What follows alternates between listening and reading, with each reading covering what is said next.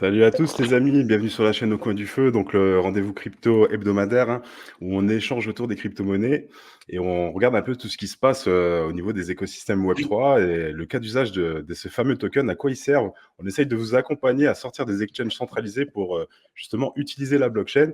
La semaine dernière, on a reçu Monsieur TK, donc je vous invite à aller voir la rediff. Et cette semaine, on a la chance d'avoir avec Ilyes Abdel, donc un grand merci à lui pour sa présence. Comment tu vas, Abdel? Merci à vous, je vais très bien. J'espère que vous aussi et que tous ceux qui nous écoutent aussi. Ravi d'être là. Bah, Yes. super. Abdel, Et bravo, donc votre générique, il est trop bien. C'est la première fois que je l'écoute. Trop stylé, votre générique. ah cool, on a des super bons retours, c'est sympa de Ah, nous le dire. vraiment? Je suis premier degré. En C'est plus. Vraiment, gentil. il est stylé. Merci. Donc, merci. Donc Ouais. Abdel, on ne te présente plus. Donc Abdel qui est un développeur connu internationalement, qui a bossé chez Consensus sur les mises à jour Ether et qui est actuellement chez Starkware, donc Head of Ecosystem.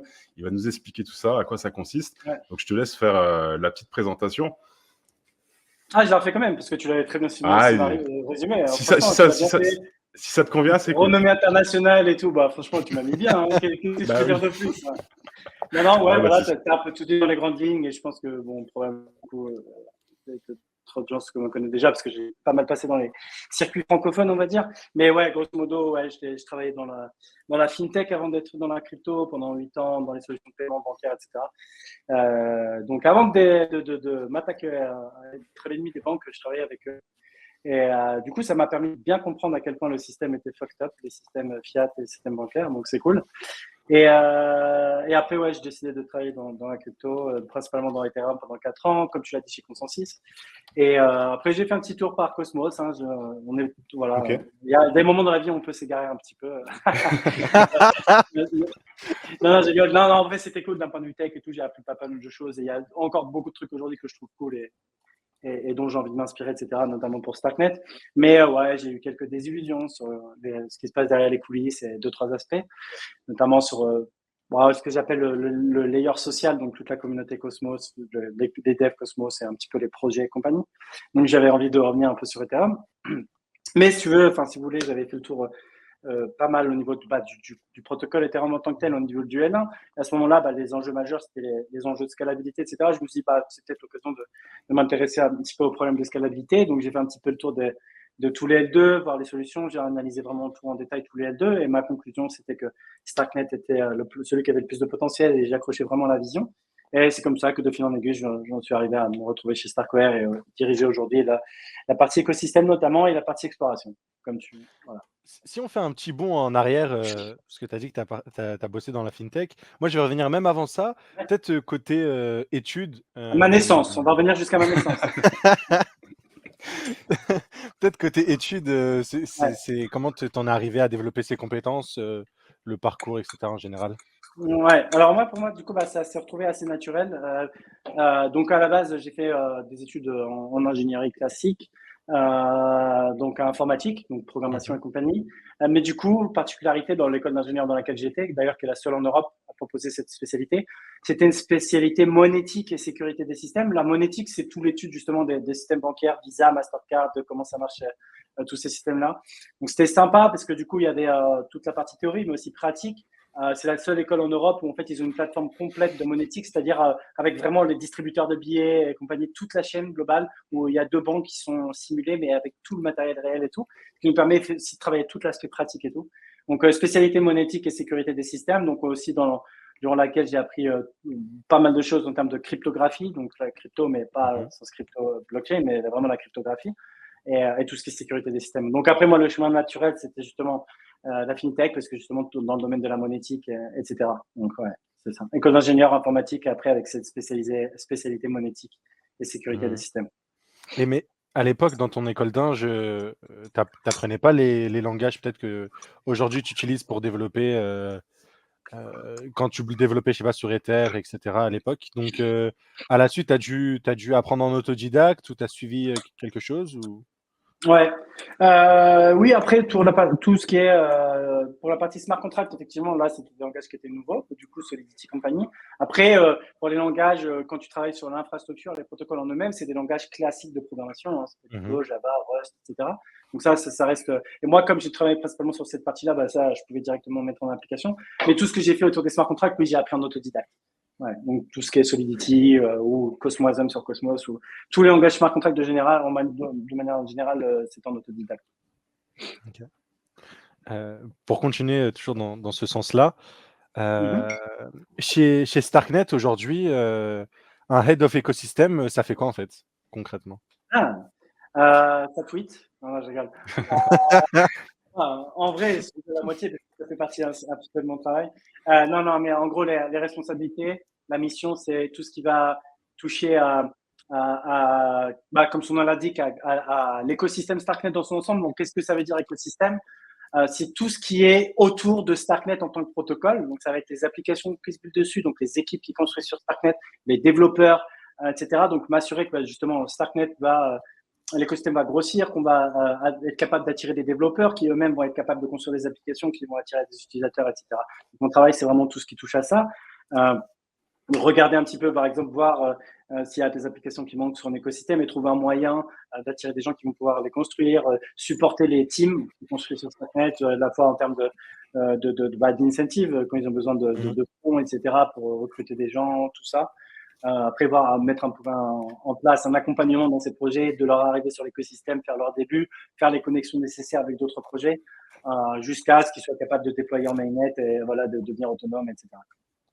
Et du coup, dans cette partie-là, parce que j'ai un peu scruté le GitHub, c'est pour ça. Je vois que le GitHub est actif. Tu continues en plus À de coder, ouais. ce que tu nous décris, c'est pas que coder, mais non. beaucoup Dans ce que j'ai décrit, il n'y a rien qui était choquant. C'est une très bonne question, du coup, effectivement. Alors, voilà. Le truc, c'est que je dirige 2 teams en interne chez Starkware. Je dirige la team écosystème, mais aussi la team exploration. Et la team exploration, du coup, c'est une sorte de labo de recherche, d'expérimentation dans lequel on va tester des choses avec notre tech. En fait, on va prendre des trucs, on va développer des choses nous-mêmes avec notre tech, un peu pour pousser les frontières de ce qu'on peut faire, aussi montrer ce qu'on peut faire avec notre tech. Et après, l'idée, c'est que ces projets, donc, tous open source, donc c'est-à-dire que c'est ouvert, c'est public, et tout le monde peut contribuer, etc. Et on a un mécanisme dans lequel, en fait, les développeurs ils peuvent contribuer à ces projets tout en étant rémunérés à chaque fois qu'ils font une contribution. Et l'idée, c'est qu'à terme, ces projets puissent devenir des projets qui deviennent autonomes. Et dans ce cas-là, on va leur donner le commentaire me faisait rigoler, si tu pourras le remettre après. C'est moi qui l'ai affiché. Je vais le reprendre après la question parce qu'il m'a perturbé, il était pas mal. Yes. Donc, et l'idée, c'est qu'à terme, ces projets peuvent devenir autonomes. On va donner l'ownership. Donc, on va les donner à des gens de l'écosystème et ils peuvent devenir des vrais projets, dans le sens où ils vont lever des fonds, etc. Par exemple, Kakarot, qui est le premier projet d'exploration qu'on a fait, qui était une ZK-VM en Cairo et qui est devenu un projet. Ils ont levé 5 millions, ils ont recruté des gens et maintenant le projet est complètement autonome. Donc voilà, c'est pour ça. Donc, dans ce cadre-là, il y a plus de code, etc. Et moi, en parallèle aussi, je fais 2-3 petites expérimentations, notamment autour de Bitcoin, mais ça, on y reviendra peut-être tout à l'heure. Ok. De toute façon, dans les grandes lignes, aujourd'hui, on va pas faire de sentiment de marché, on va parler des dernières news autour de Starknet, des opportunités pour les développeurs et peut-être pour les non-devs, parce que je sais qu'il y a un bootcamp, donc je pense que tout le monde peut tester, voir en fonction de ses compétences. Et aussi l'évolution de l'industrie crypto, de ses désillusions. Il y a eu beaucoup de déçus sur ce cycle, donc on pourra en parler en fin d'émission. Et je vous propose d'enchaîner tout de suite sur l'actualité Starknet. Donc, avant ça, est-ce que tu peux me refaire kiffer, me remettre le commentaire? Allez, hop. Yes, petite parenthèse Cosmos en plus, moi ça m'intéresse.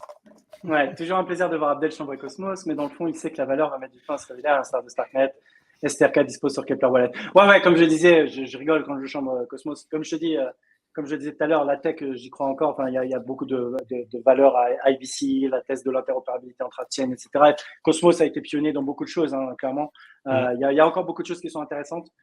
Effectivement, et moi, par rapport à l'arrivée de Kepler, c'est moi qui ai assisté beaucoup pour que ça se passe et j'ai beaucoup discuté avec leur équipe, etc. Et je suis très content. Je suis très content qu'aujourd'hui ils supportent Starknet et je suis très content de nos travaux autour de la tech Cosmos, IBC, etc. Mais on va revenir dessus. Mais voilà. Mais justement, pour faire le petit switch sur les news, là c'est cool, hein, le fait que Starknet soit sur Kepler, c'est vraiment pour l'utilisateur une avancée géniale. Ça te fait un wallet en moins à utiliser. Et je pense que pour l'adoption, c'est génial, quoi. Ouais, c'est très très cool. En vrai, je suis content parce que Kepler, en plus, c'est un wallet en tant que moi, en tant qu'utilisateur que j'apprécie. Je trouve qu'ils font du bon travail, etc. Je pense qu'ils peuvent faire un peu Ouais. mieux en termes de masquer la complexité, mais c'est très difficile quand tu as un wallet qui par nature gère autant de chaînes différentes, etc. Mais je pense que ça va dans le bon sens. Ils font des bonnes choses. J'aime bien la team. Donc très content qu'ils arrivent sur Starknet. Effectivement, ça permet que tous les utilisateurs Cosmos et Kepler puissent éventuellement utiliser Starknet sans avoir un wallet dédié. Donc c'est très cool. Ok. Et donc, de ce que je comprends, par rapport aux dernières mises à jour, d'autres wallets pourront faire la même chose. D'autres wallets. Ouais, tu sais, je sais pas, moi j'ai envie. Sur d'autres écosystèmes, ils pourront faire la même chose que Kepler Ah, vient de faire. d'accord. Ouais. Ouais, dans l'idée, oui, complètement. Ouais. Bah, oui, nous, c'est un truc, évidemment, on aimerait voir se produire, que les wallets les plus utilisés puissent supporter Starknet. C'est pas toujours facile, forcément. Et le truc, c'est que, comme vous le savez, on n'est pas les plus simples à intégrer dans le sens où on n'est pas compatible Ouais. EVM. Donc, si vous voulez, des wallets qui sont pas déjà EVM, donc tout ce qui est pas MetaMask et compagnie, donc typiquement Kepler ou Phantom, etc., eux, ils ont plus naturellement tendance à vouloir commencer par de l'EVM parce que directement, ça leur a donné accès à 50 chaînes versus intégrer Ouais. Starknet uniquement. Donc, c'est pour ça que c'est encore plus dur pour nous d'avoir des intégrations comme ça. Donc, c'est pour ça que je suis très content qu'avec Kepler, ça soit fait. Donc, ouais. Moi, je pense que c'est intéressant vraiment Kepler parce que la plus grosse friction, honnêtement, c'était vraiment télécharger un wallet Bravos ou Argent X pour directement D'accord. aller sur Starknet. Alors que Mais j'ai une question Kepler, du coup pour vous, ça m'intéresse beaucoup d'un point de vue vas-y. utilisateur par rapport à ce point de friction. Parce que moi, je me posais la question et je suis vraiment curieux de savoir. Je me disais comment nous, ça se compare par rapport. Bon, Solana, c'est un peu différent parce que c'est venu bien avant, donc les gens, il y avait moins de compétition à l'époque, donc c'était plus naturel d'installer des wallets Solana. Mais par exemple, si on compare avec les trucs un peu plus récents, des Layer One qui t'impliquent d'utiliser un wallet spécial, je sais pas, genre les Sui, Aptos, etc. Comment vous voyez ça? Est-ce que vous sentez qu'il y a de la même friction et est-ce que vous voyez des différences pour lesquelles eux, ça se passe mieux que pour nous, etc. Ça m'intéresse. Pour moi, c'est exactement pareil. Le truc, c'est D'accord. qu'en fait, tu regardes ta barre d'extension. Là, si Ouais, juste je te cite Rabbi, Kepler, Argent X, Backpack, Petra, Talisman, ouais, Sui, tu vois. ouais, Et, j'avoue, c'est euh, le bordel. c'est pas genre spécifique à Starknet, c'est en mode plus t'arrives tard, c'est comme Ouais, avec les Layer 2, plus oui, t'arrives tard, ouais, plus il y en a eu plein avant. Et en mode, ouais, genre, t'as déjà fait beaucoup d'efforts et là, rajouter une autre ouais, je petite comprends. phrase que je dois noter, etc. Mais Donc, il là, faut en vraiment que fait, tu aies une justification du coup pour installer un nouveau wallet, etc. Et... c'est ça, Ok. ouais. En fait, C'est vraiment, nous ouais. limite, on les possède déjà parce qu'on les a installés à la naissance de la blockchain. Mais je pense que pour les nouveaux utilisateurs, ça va être un frein. Mm. Et Oui, tu sais, et je crois oui, soyez que réaliste. Ouais, Kakarot bosse avec Particle Network, c'est ça, non? Sur Ouais. l'abstraction de compte. Je pense que ça aussi, mm, ça va être une avancée. ouais, complètement. Ouais. Et aussi, ouais, réalistiquement, encore plus maintenant que le token a été lancé, etc. Donc, tu as encore, entre guillemets, moins de raisons d'installer un nouveau wallet, etc. Donc, ouais. Et petite question, est-ce que, parce qu'à l'époque, on payait les frais en ETH, mais aujourd'hui, on peut Ouais, toujours les payer en ETH sur Starknet, non? on peut toujours. Ether Ouais, là, c'est les ou deux. Stark. Ouais. Ok, C'est les deux. Ouais, tout à fait. ça c'est cool. Ouais. Ouais, c'est ça, hein, comme il a dit Hunter, hein, dès que tu arrives, tu es un nouveau, tu dois charger. Ah, un petit bug de ton côté, Elias.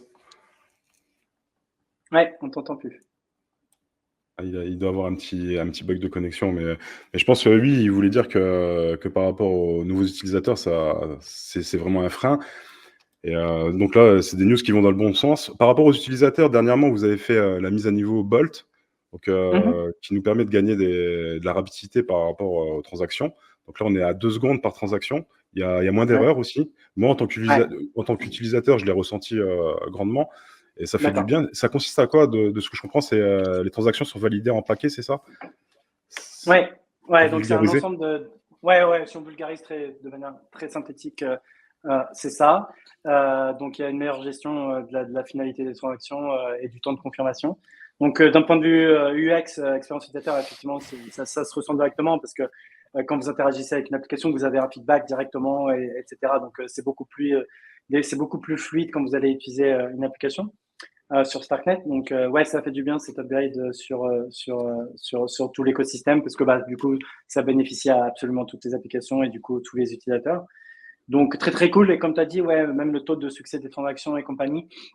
Et les TPS aussi qu'on peut gérer. Aujourd'hui, on est le L2 qui peut gérer le plus de TPS. On a eu des pics à 500 TPS sur le mainnet, ce qui est c'est le record de tous les L2 aujourd'hui. C'est loin d'être fini, hein, c'est qu'une étape, mais voilà, déjà, on est très content d'être capable de gérer ça. Et en comparaison, ouais, c'est vrai que par exemple, tout le monde dit ouais, Solana, c'est trop rapide, etc. Mais c'est vrai que même moi, j'ai retenté récemment, etc. Je me force et le taux d'échec quand même de transactions sur Solana est quand même catastrophique. Ah ouais, Donc, Solana, c'est pas du tout rapide, hein. Je sais pas qui a dit que Solana ouais, est rapide. ouais, C'est un mytho. ouais, non, il y a beaucoup de problèmes aussi. Bon, il y a le fait que les côtés des frais de transaction qui sont artificiellement bas sur Solana, qui en réalité sont payés par l'inflation du token, etc. Donc, c'est encore un autre sujet, mais ouais. Ouais, Bon, après, j'avais vu cette statistique, hein.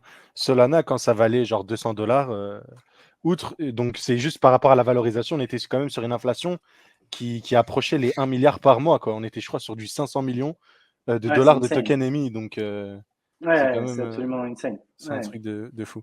Juste pour revenir sur la mise à jour, Starknet, en l'espace d'un an, pour avoir utilisé depuis pas mal de temps, ça a évolué. Ouais. Pourquoi, par exemple, quand j'étais là début 2023, quand j'utilisais Starknet, je me rappelle, Méga c'était lent. ultra lent et giga cher. Ouais. Et d'un coup, on est passé à un truc qui était ultra agréable à utiliser, genre. Ouais. Alors, ouais, c'est vrai, tu as raison, hein, il faut le dire très clairement. Hein, Starknet aujourd'hui et Starknet il y a un an, c'est le jour et la nuit. C'est passé par beaucoup d'étapes. En fait, le truc, c'est que nous, à la différence de nos compétiteurs dans le paysage des L2 Ethereum, on a dû tout reconstruire depuis le début, absolument tout. Là où eux, ils ont capitalisé sur une tech déjà existante, du fait qu'ils étaient déjà EVM et tout. Donc nous, on doit tout construire, donc littéralement tout, y compris un nouveau langage. Donc en fait, c'est un bordel. Donc c'est pour ça que l'infrastructure a mis plus de temps pour rattraper entre guillemets le retard. Mais en fait, si tu veux, nous, on savait entre guillemets depuis le début que on aurait un jour ces performances-là et que c'est que le début, etc. C'est juste que c'était des trucs qui étaient un peu plus long-termistes que les autres. Et en fait, on a pris les choix qu'on avait pris à l'origine pour arriver là et pouvoir aller encore beaucoup plus loin, parce qu'on savait que si on avait pris les mêmes raccourcis que les autres, certes, on aurait été plus vite au début, mais si tu veux, on aurait été capé au bout d'un moment. Et là, c'est pour ça que maintenant, à partir de maintenant, là qu'on a mis tout le monde d'accord et qu'on a dépassé même sur tous les fronts, c'est la suite qui va être intéressante. C'est là où on va avoir un avantage clair, parce qu'en fait, justement, on a pris des choix qui nous permettent d'être totalement souverains dans notre roadmap, ne pas dépendre de ce qui se passe sur le L1, d'Ethereum, etc., ce qui n'est pas le cas pour les autres L2. Et dans ce cas-là, maintenant, on est vraiment totalement souverain et on peut aller vraiment dans une direction qu'on sait être la meilleure long terme et qui sera la plus celle qui aura le plus de potentiel pour débloquer toutes ces promesses. Et donc, il y a eu plein d'upgrades cette année qui ont permis d'arriver à ça. Par rapport aux fees, il y a eu vraiment le game changer. Et c'est marrant parce que même si tu peux ressortir les tweets, etc., nous, on l'avait dit quelques semaines avant, le fameux upgrade sur Ethereum, le proto-bank sharding, donc le IP44. On avait dit, vous allez, les gars, quand ça va, Starknet va être le moins cher des L2. On disait, ouais, non, c'est pas possible, etc. Parce qu'effectivement, il s'avère qu'avant ça, on était parmi les L2 les plus chers. Et en fait, on savait pertinemment qu'avec cet upgrade-là, on allait être parmi les moins chers, voire le moins cher, etc. Et de manière scientifique, on savait pourquoi on allait être moins cher, on savait qu'est-ce que ça allait changer cet upgrade. Et on le disait un petit peu, mais sans là, être trop prétentieux, etc. Donc on n'a pas trop martelé, on a dit bon, attendez, on va reparler après ces trucs-là. Et du coup, ça a bien confirmé. Donc en termes de frais de transaction, une fois que ça s'est arrivé, on était des plus compétitifs. Et ensuite, là récemment, plus récemment en termes de la capacité, c'est vraiment Bolt, le upgrade Bolt qui a fait du bien.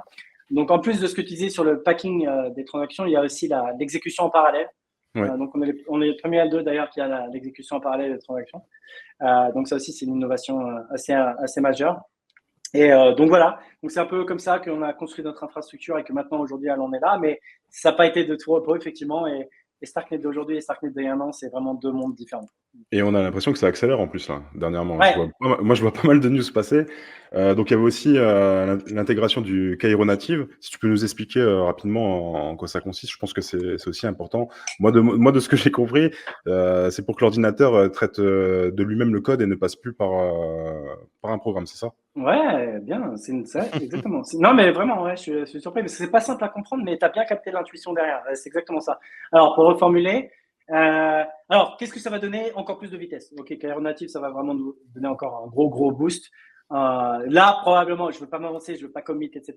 Mais on va probablement taper la barrière symbolique des 1000 TPS. Et là, on va commencer à rigoler, on va commencer à causer. Parce que là, on va commencer à rentrer dans la cour des Solana et compagnie. Avec plus de sécurité et des vrais frais de transaction qui sont faits, etc. C'est pas Monad aussi à 1000 TPS ou... eux, ils sont à 10 000, mais on paper. Sur le papier, quoi. Ils n'ont même pas de testnet. Ouais, voilà, exactement. C'est pour ça. Ça, c'est à 10 000. Voilà. C'est un sur papier ou sur tweet, quoi. Ouais. Donc, on verra. Excuse-moi de te couper. Ouais, mais en tout cas, on va rentrer vraiment dans la cour de la très grosse scalabilité. Et donc là, on va pouvoir faire des choses intéressantes. Alors maintenant, qu'est-ce que c'est? Grosso modo, c'est un peu ce que tu disais. En fait, que ce soit sur Ethereum ou n'importe quelle blockchain, en général, vous avez une machine virtuelle. Donc, vous avez des smart contracts qui sont les programmes que vous exécutez. Et en fait, ces programmes-là, ils ne sont pas exécutés directement par par l'ordinateur des nœuds. Et ils sont exécutés par un programme qui lance une machine virtuelle qui va exécuter ces programmes. En fait, je pense que vous pouvez comprendre qu'à chaque fois que vous allez rajouter un niveau comme ça rajoute de la surcharge. Ouais, ça rajoute une couche et de la surcharge et du coup, ça dégrade les performances. L'idée de Cairo Native, c'est de pouvoir transformer un programme en Cairo, donc un smart contract sur Starknet, en langage machine que la machine peut exécuter directement. Donc, vous enlevez une couche, donc toute la machine virtuelle Cairo, vous l'enlevez et dans ce cas-là, vous pouvez booster les performances de manière assez et tu réduis aussi le coût d'exécution, du coup, non? Tu n'as pas besoin de passer par une machine virtuelle. Ouais, tu réduis le coût d'exécution, ouais, tout à fait. Donc, pour les coûts, pour opérer un node, ça réduit aussi, ouais, tout à fait. Donc, potentiellement, c'est quelque chose que tu peux appliquer aussi sur les frais pour les utilisateurs. Il y a une petite question du chat qui m'intéresse aussi, et c'est même pour rebondir sur Monad. T'en penses quoi peut-être de toutes ces layers 2 qu'on voit sur Ethereum? Je sais qu'il y a un espèce de sentiment mitigé en ce moment sur Twitter en mode est-ce que les L2 c'était bien, pas bien? Surtout avec l'annonce là de Uniswap qui lance Unichain. Oui, il y a un vrai débat. Moi, je voulais commencer d'abord avec les L2 spécifiquement ZK et après on peut prendre tout le monde dans le même bag, mais genre des projets comme Linea, comme ZK Sync, etc. C'est quoi un peu ton avis vis-à-vis d'eux? Ouais, mon avis, alors je comprends que ce soit un sujet qui soit très controversé. Pour être honnête, si je donne mon avis vraiment honnête, je pense qu'il y a de moins en moins de valeur à tous ces L2. En tout cas, je déplore le fait qu'il n'y en a pas assez qui expérimentent des choses et qu'il y ait juste un énième EVM L2. Pour moi, ça n'a pas de sens d'avoir autant de general purpose EVM L2. Effectivement, donc tous les Linea, Scroll et compagnie, enfin la valeur qu'ils apportent marginalement par rapport à ce qui existe déjà fait que diminuer. Et on commence à voir une certaine fatigue du marché par rapport à ça. Je ne sais pas si c'est le reflet direct, mais si tu regardes même la FDV des récents lancements des différents L2, ça ne fait que diminuer. Tu vois, juste les EVM L2, tu vois, quelle est ta valeur, ta proposition de valeur par rapport à ce qui existe déjà quand tu es juste un EVM L2 de plus?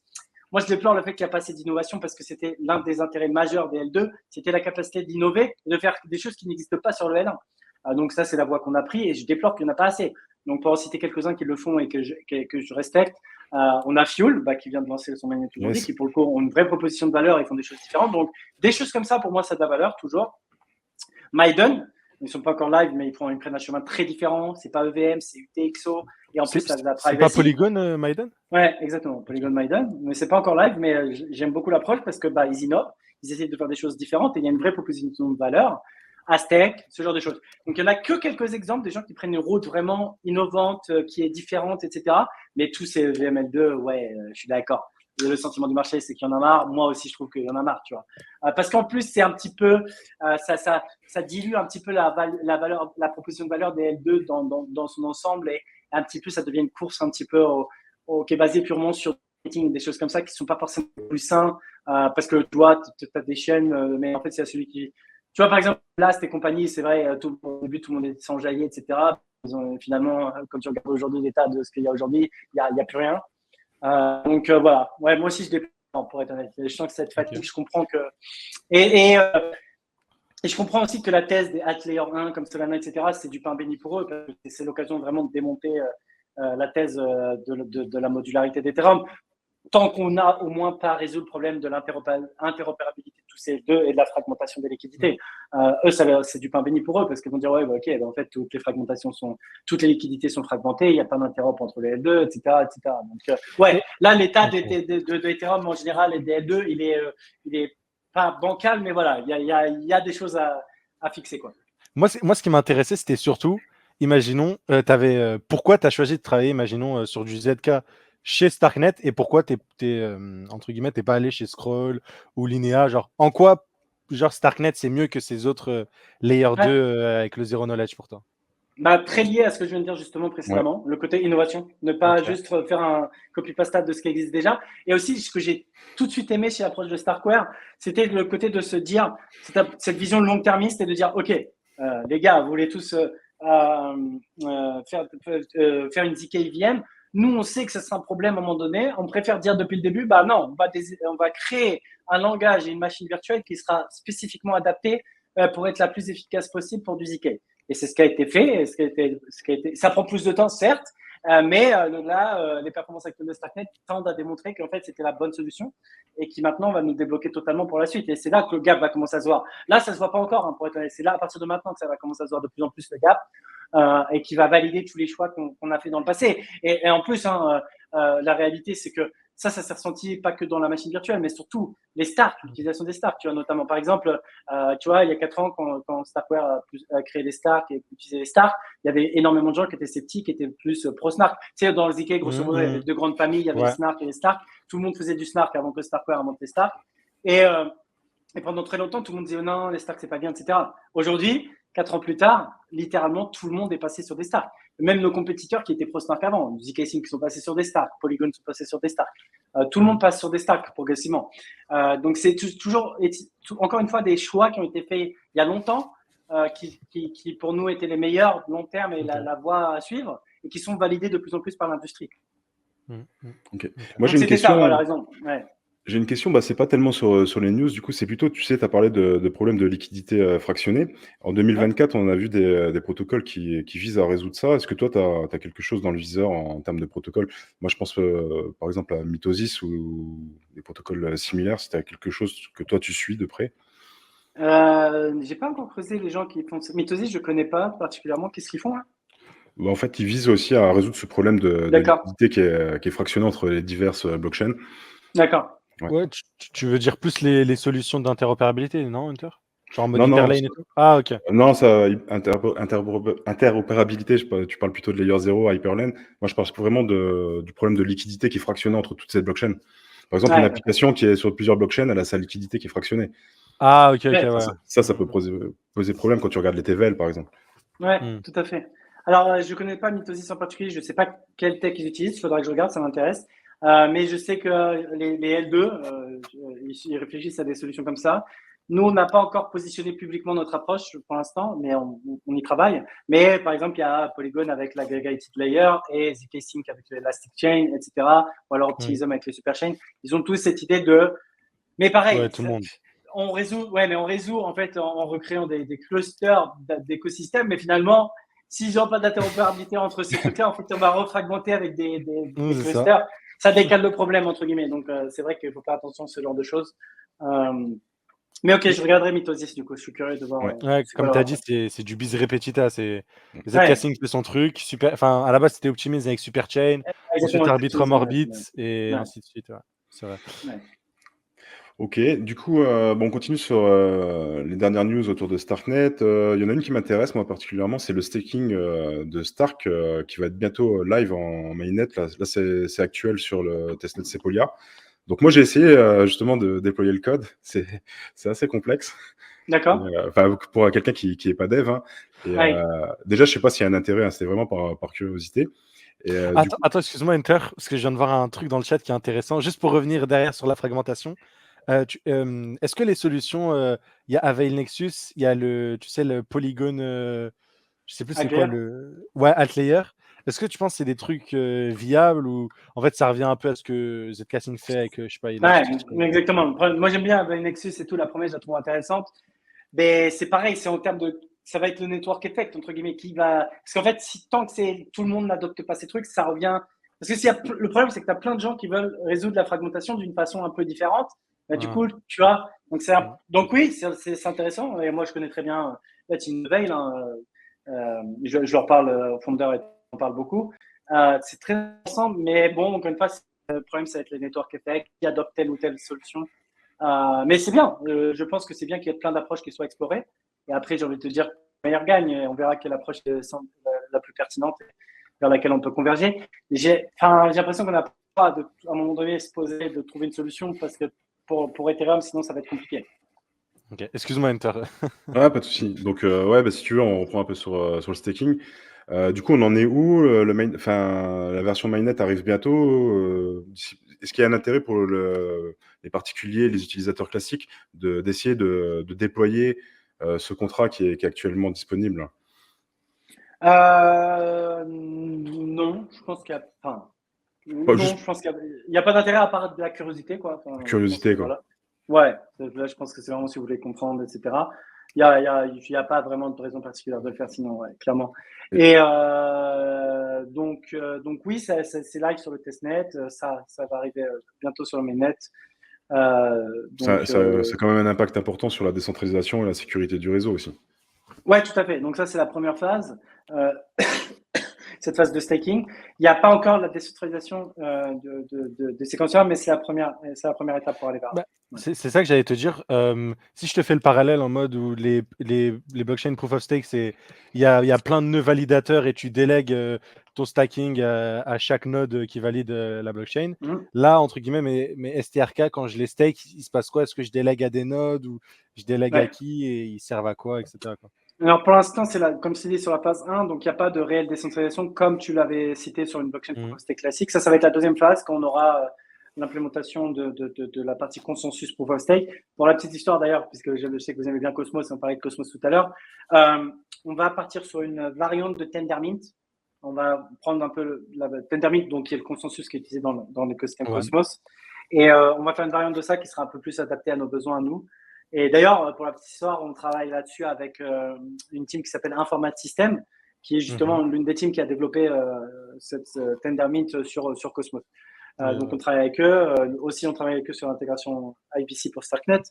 Donc, ça, c'est très, très cool. Mais du coup, voilà, ça, c'est la phase 1 dans laquelle il y a du staking qui est pour simuler toute la partie tokenomics et compagnie qui va aller derrière, mais sans la partie décentralisation des nodes. Tu as raison, pour être très transparent. Ouais, non, c'était vraiment même pas pour pointer du doigt quoi que ce soit, mais c'était en mode on utilise le terme stacking, mais est-ce que ça marchait pareil ou pas? Et du coup, il y a des rendements. Alors, dans la dynamique oui, exactement. Dans la dynamique, ouais, tout sera là sur la dynamique de rendement et compagnie, ça sera là. C'est juste qu'il n'y a pas encore la décentralisation des nodes. Mais oui, l'idée justement, c'est aussi de valider toute la partie design sur la partie rendement, yield et compagnie. Ouais. Et les rendements, mécanismes de lock and lock. C'est de l'inflation de la supply ou bien c'est les rendements, les revenus générés par le inflation de la supply. Okay. Pour l'instant, c'est que ça. On envisage à terme, plus tard, d'introduire un mécanisme comme le IPK59, avec un mécanisme de burn, dans lequel justement ça pourra être utilisé aussi. Ouais. Donc actuellement, ça va rajouter une utilité au token. On a actuellement la possibilité de faire de la gouvernance avec le VStark. Et qu'est-ce que va devenir ce token VStark finalement?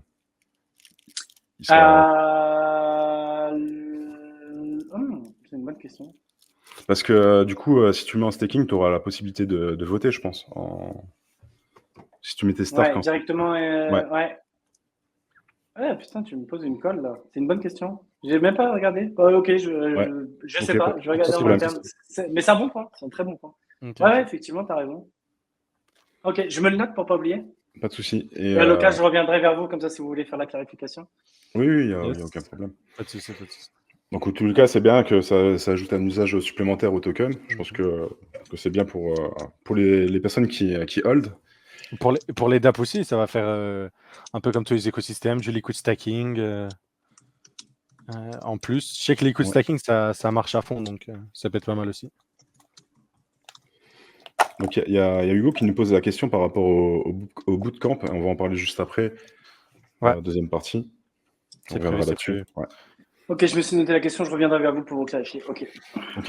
Et donc, dans une des dernières news, donc ça c'est un peu plus d'actualité, toutes les news sont assez récentes, mais celle-là, on est en plein dedans, c'est la possibilité de développer un Layer 2 BTC via Starknet, c'est ça, avec le OP4. Donc, il y a une discussion en cours. Donc, la difficulté, c'est de convaincre un peu tous les Bitcoin maxi, on va dire. Je ne sais pas si c'est trop... C'est un peu ça. C'est un peu ça. Ouais, c'est un peu ça. Donc...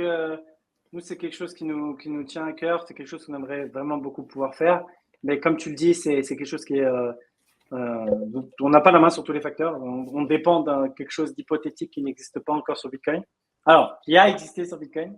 Donc, OP4, le fameux OP4 qui était présent dans le code de Bitcoin d'origine et qui a été enlevé par Satoshi en 2010. Il s'avère que ce petit top code qui existait, il permettrait de construire des Ethereum sur Bitcoin. Donc nous, on l'a prouvé de manière pas que théorique, parce qu'on a fait une présentation, bien sûr, on ne peut pas la valider sur Bitcoin Mainnet, mais on l'a validé sur un testnet de Bitcoin qui a OP4 d'activer, pour montrer que c'est possible, juste de la théorie. Donc ça a été fait, on l'a implémenté, on a fait pas mal de communication à ce sujet, donc c'est une innovation assez majeure. Mais il y a effectivement un débat, un échange de différentes opinions dans la communauté Bitcoin. Il y a des gens qui sont pour, il y a des gens qui sont contre, il y a des gens qui sont neutres. La nature même de la gouvernance de Bitcoin, qui est un peu anarchique, fait que ça prend du temps et c'est pas facile, etc., d'avoir une sorte de consensus dans le layer social de Bitcoin. Ce qui est sain, hein, c'est ce qu'on veut. Effectivement, ça serait inquiétant s'il était facile de changer Bitcoin. Mais du coup, voilà, on est en plein dedans, on est en plein dans les discussions. Mais justement, j'ai peut-être une question qui est peut-être bête, mais comment ça se passe pour voter cette proposal, pour faire accepter vers qui vous vous tournez, comment ça marche, comment ça fonctionne? C'est une bonne question. En fait, c'est très différent de ce qu'on peut voir sur les protocoles qu'on a l'habitude de voir en général. Il n'y a pas de gouvernance. En fait, c'est cette philosophie qui est de dire la meilleure gouvernance, c'est quand il n'y a pas de gouvernance. Alors, c'est facile à dire et sur le papier, c'est compliqué à expliquer parce qu'en réalité, c'est une sorte d'anarchie, comme je disais. Donc, comment ça marche? En gros, si je devais résumer avec mes propres mots, comment je le conçois, comment je le visualise, en gros, c'est par défaut, on considère que tout changement est mauvais. D'accord? Il y a ce réflexe immunitaire qui est de dire que tout changement est mauvais. On essaye de garder le Bitcoin le plus pur, le plus simple possible. Donc, par défaut, on va considérer que tout changement, il n'est pas bon. Jusqu'à preuve du contraire. Donc, ça, c'est une approche de dire, OK, peu importe ce que tu me proposes, déjà, avant même de savoir les détails de ton truc, prouve-moi que j'ai un intérêt à changer Bitcoin pour ça. En gros, tout changement est vu comme une prise de risque, ce qui objectivement est le cas. Hein. Chaque changement est effectivement une prise de risque. Sachant que sur un système décentralisé comme ça, il n'y a pas de retour en arrière facile. C'est pas comme une mise à jour de logiciel où si tu te plantes, tu peux annuler un changement, etc. C'est pas aussi simple que ça. Évidemment, il y a beaucoup qui est en jeu, beaucoup d'argent qui est en jeu, etc. Donc, c'est pas simple. Donc, par défaut, considérer que tout changement est dangereux, un peu ce réflexe immunitaire pour protéger un petit peu la sécurité de Bitcoin. Et en fait, si jamais on veut montrer qu'il y a besoin de quelque chose, ça passe par des échanges, des débats. Donc, il y a quand même cette notion il y a quand même eu des changements dans Bitcoin ces dernières années. Grosso modo, il y a à peu près un soft fork tous les 2 ou 3 ans. Ah, d'ailleurs, c'est un truc qui est intéressant, c'est que sur Bitcoin, il n'y a plus de hard fork. Oui, c'est un soft fork. Ouais, c'est des soft forks. Donc là, tous les upgrades qu'on voit sur Ethereum ou n'importe quelle blockchain, ce sont des hard forks. Ça, c'est quelque chose qui n'existe plus sur Bitcoin et qui probablement, si jamais il y a un hard fork, c'est probablement qu'il y a un truc, soit un truc tellement grave en termes de sécurité qui fait qu'on a besoin de faire un hard fork. Ça serait un exemple que j'espère n'arrivera pas, mais les ordinateurs quantiques qui deviennent une menace plus sérieuse que ce qu'on pense et qui font que tous les algorithmes de signature qui sont utilisés dans Bitcoin aujourd'hui sont cassés et qu'on aurait besoin d'un hard fork en urgence pour changer ça. Donc voilà, ce genre de cas de figure. Donc voilà, soft fork, l'idée c'est de dire on fait des changements mais qui sont toujours rétrocompatibles avec ce qu'il y avait avant. Donc on peut juste renforcer les règles ou ajouter de nouvelles règles de consensus, mais on ne peut pas en enlever. On ne peut pas en retirer une règle de consensus pour que ça soit toujours rétrocompatible avec les anciennes versions et donc les anciens nœuds, pour ne pas avoir à forcer les nœuds à se mettre à jour. Et donc ça, on a de ces soft forks, on a un rythme à peu près 1, 2, 3 ans. Donc le dernier en date, c'était Taproot en 2021, celui d'avant, c'était Segwit en 2017. Donc on est à peu près dans ces timelines-là. Donc là, on arrive à peu près dans l'échéance où on arrive dans les 3 ans. Ouais, le dernier, c'était il y a 3 ans. On arrive dans les timelines dans lesquelles potentiellement il y a des gens qui pensent qu'il faut faire un nouveau soft fork. Maintenant, qu'est-ce qu'il y aura dans ce soft fork? Ça, c'est pas clair, on ne sait pas. Donc nous, on pense qu'il faudrait Opcat et qu'on pense qu'il y aurait des intérêts pour Bitcoin d'avoir Opcat. Mais il y a d'autres qui veulent intégrer plutôt d'autres changements. Voilà. Okay. Moi, je ne sais pas si tu connais les cosmonautes. Il fait souvent des vidéos sur Starknet. Je connais. Il a fait une vidéo sur le plan. Elle est excellente. Du coup, je connais et je l'ai C'est- parlé pour la première fois aujourd'hui, du coup, justement. Ah ouais? Ok. Ouais, j'ai eu un petit call avec Ok. lui, mais on va planifier une interview aussi. Mais ouais, Ok, j'ai fait leur connaissance aujourd'hui. Ouais, bah tous les là, on deux l'a déjà. d'ailleurs, parce que j'ai appris aussi que c'était des jumeaux et je savais pas. Mais du coup, ouais. Yes, on les a reçus au camp du feu. C'était Ah, cet été. Et cool. c'était pas mal. Et du coup, ouais, moi, la vidéo qui était intéressante, où il explique un peu toute l'histoire, ultra bien faite. Et en français d'ailleurs, hein. Donc on a de la Oh, chance. ah, mais faut que je Donc regarde, du coup, ouais. Ok. Ok. dis-toi que lui, il fait en français, entre guillemets, il utilise une IA pour faire la version anglaise. Donc c'est Ok. vraiment la version française, c'est la Ah, version originale, quoi. Donc stylé. voilà. Ouais, bah, ça, faudra que j'aille checker, clairement. Ok. Donc voilà, c'est là où j'en ai entendu parler et il explique très très bien comment ça Ok. marche. Ok. Bah, très, très cool. Donc voilà un peu pour la gouvernance de Bitcoin. Et après, bah voilà, c'est jusqu'à arriver à une sorte de consensus, mais qui n'est pas mesuré avec du vote, etc. Après, il y a un système entre guillemets, de vote sur le mécanisme d'activation. C'est la façon d'activer les soft forks. Donc, tu as deux modes. Le mode qui devrait être le mode normal quand tout se passe bien, c'est le mode activé par les mineurs. Donc, Miner Activated Soft Fork. Donc, c'est les mineurs font une proposition pour activer un soft fork. Et en fait, s'il y a X% du hash rate qui signale qu'il veut supporter ce soft fork, dans ce cas-là, il va s'activer. Et le deuxième mode, c'est le User Activated Soft Fork, donc UASF. Et là, c'est plus les nœuds qui manifestent, qui signalent la volonté de faire un soft fork. Mais avant d'arriver à l'activation, parce que ça, c'est juste la façon dont on décide d'activer ou pas un changement, avant, il faut avoir un rose consensus. En fait, en gros, on check la température partout jusqu'à temps qu'il y a une sorte de confiance dans laquelle une activation peut réussir. En gros, un peu. Ouais. Désolé, c'est pas clair parce qu'il n'y a pas de réponse claire en fait de comment ça marche. Merci quand même d'avoir essayé de vulgariser au maximum. Non. Et tu sais, donc si cette OP4 est activée, donc ça va ouvrir la voie à d'autres Layer 2. Donc ça pourrait aussi entraîner un peu ce qui se passe sur Ether, d'avoir des L2 qui servent un peu à rien. Enfin, je sais pas ce que tu en penses. Il faudra vraiment, je sais pas s'ils pourront faire un tri pour essayer de filtrer. Mais tu vois, pour Tu éviter veux dire, ramener tous ces. Ouais, ouais, ouais. Non, ouais, pour éviter ce effectivement, ouais. ce qui se passe actuellement sur Ether, on en a parlé tout à l'heure en début d'émission. Et Ouais. est-ce qu'il n'y a pas un risque justement par rapport à ça? Alors, entre guillemets, tu as raison, ce risque existe, mais mon espoir, ma thèse à moi, c'est que l'écosystème Bitcoin, il est beaucoup moins, il pardonne beaucoup moins et il est Ouais, beaucoup moins orienté par du bullshit marketing, etc. J'aurais tendance à penser qu'il y aura un filtre naturel, c'est-à-dire que tous les projets qui seraient juste du bullshit, etc., pas sérieux, ils se feraient cancel par la communauté Bitcoin, etc. C'est pas sûr, hein, c'est une supposition et ça se trouve, ce ne sera pas le cas, mais on voit par expérience que l'écosystème Ethereum est beaucoup plus, entre guillemets, permissif. ok, Ouais.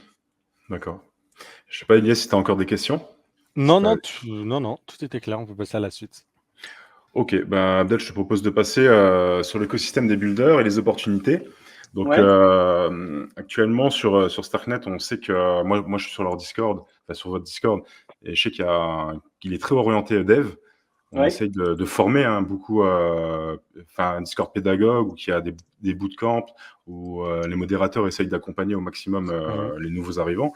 Est-ce Ouais. qu'il y a encore des opportunités pour des gens qui sont développeurs et peut-être même pour des non-devs? Ouais. Alors, oui, il y a beaucoup d'opportunités. En fait, ce qui est intéressant, c'est que Starknet, voilà, l'infrastructure, elle est là, elle est très performante, etc. Mais il y a encore pas suffisamment d'applications et de compétition sur l'écosystème. Et l'écosystème est encore relativement petit comparé à d'autres blockchains, je sais pas, comme Solana, etc., qui ont plus d'ancienneté, qui ont un écosystème qui a beaucoup grandi, etc. Donc, ça veut dire qu'il y a aussi des possibilités, tu vois, de grossir avec un écosystème et compagnie. Mm. Là, c'est intéressant, c'est que Starknet, c'est un peu vraiment comme une grande famille. Nous, on connaît tous les projets, etc. Et c'est très facile pour nous de créer des synergies entre les projets et des partenariats. Donc, en fait, quelqu'un qui viendrait builder sur Starknet, non seulement il va être en compétition avec beaucoup moins d'autres applications, beaucoup moins d'autres développeurs, etc. Et aussi, il aura cette opportunité de grandir avec un écosystème. Nous, on a quand même une relation très privilégiée avec tous les builders de l'écosystème. C'est difficile à scale ce truc-là, mais pour l'instant, on a encore la chance d'être très connectés individuellement avec toutes les teams qui build. Et on fait en sorte de vraiment stimuler cette croissance organique et saine dans l'écosystème où vraiment les projets ils se parlent entre eux, ils font des partenariats, des synergies entre eux, ils collaborent. Vraiment, c'est une compétition saine dans cet écosystème. Donc oui, moi je pense qu'il y a beaucoup de choses à faire et puis entre guillemets il y a encore tout à construire. Ça reste que le début entre guillemets. Donc il y a encore plein de choses à faire, plein de choses qui n'ont pas encore été explorées. Donc ouais, j'invite tous les curieux, etc., tous les builders à s'intéresser à Starknet et de voir, voilà, d'être curieux, de voir ce qui existe, ce qui n'existe pas encore, etc. Et de venir nous parler si vous avez des idées, vous voulez rejoindre un projet existant, construire quelque chose qui n'existe pas, vous vous demandez comment ça marche, quelles aides vous pouvez recevoir, etc. N'hésitez pas. Et donc, vous pouvez juste candidater sur le site de Starknet pour les grants qui sont gérés par la fondation Starknet. Donc ça, c'est un premier moyen, mais sinon, vous pouvez juste venir parler à des gens par rebond de l'écosystème Starknet, moi ou peu importe, à qui vous pouvez vous adresser et on vous redirigera pour essayer de vous accompagner au mieux. Et j'invite les devs, mais aussi les non-devs, hein, comme tu l'as dit, c'est très important. Nous, historiquement, on avait un focus principalement dev, mais on n'avait pas le choix parce que justement, on avait toute l'infrastructure à construire qui n'était pas encore là, etc. Maintenant, on passe dans une nouvelle ère et dans laquelle on a besoin d'attirer pas que des devs, mais vraiment des gens, des founders, des gens qui ont une vision produit, des gens dans le marketing, la communication, des gens qui peuvent créer un business, etc. Donc, vraiment tout le monde, quoi. On a aussi un programme qui peut être intéressant, c'est le Wolfpack League programme. Ouais, ouais, justement, j'ai été accepté il y a peu de temps. J'avais postulé très cool. il y a pas mal de temps. J'ai été accepté il y a 2-3 jours de ça, donc c'est assez cool. Okay. Donc, et c'est un style de programme ambassadeur, on va dire. Ouais, c'est un peu ça. C'est un programme pour les créateurs de contenu, avec un peu une sorte de gamification, avec un leaderboard, etc. D'ailleurs, petite info, on va accentuer la partie gamification, on va rajouter des trucs cool dans le futur. Ça va arriver progressivement, mais on veut vraiment faire un truc qui est cool, qui a une vraie identité, qui n'est pas juste un énième programme ambassadeur. Et du coup, l'idée, c'est que vous pouvez un peu gagner une certaine rémunération si vous faites du bon contenu sur Starknet, etc., des choses. Et après, on a ce côté gamification. Donc, si vous êtes créateur de contenu, j'invite à regarder le Wolfpack League programme. Si vous êtes développeur… toutes ces ressources-là, je suis désolé de te couper, toutes ces ressources-là, on peut les retrouver où? Comme ça, je mets un petit lien dans le chat. Ouais, alors, il y a le hub développeur de… Ouais, je vais t'envoyer le lien. Ouais. Comme ça, je t'envoie le lien. Okay. Alors, développeur hub. Donc ça, pour tous les devs, donc si tu me les envoies ici, s'il te plaît. Pour ceux qui veulent postuler pour un grant, si vous avez déjà une idée de projet, etc., que vous voulez buter, soit vous êtes une team qui build déjà quelque chose sur notre écosystème et vous voulez vous étendre sur Starknet ou migrer sur Starknet, donc ça peut être intéressant.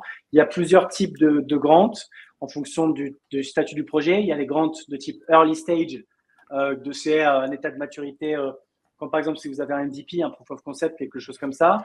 Il n'y a pas besoin d'avoir une solution qui est déployée en production et ça peut aller jusqu'à $25,000. Après, il y a des programmes plus grands pour des équipes qui sont avancées, qui ont déjà quelque chose qui tourne en production, etc., qui peut aller jusqu'à $1 million, mais ça, c'est pour des projets plus avancés.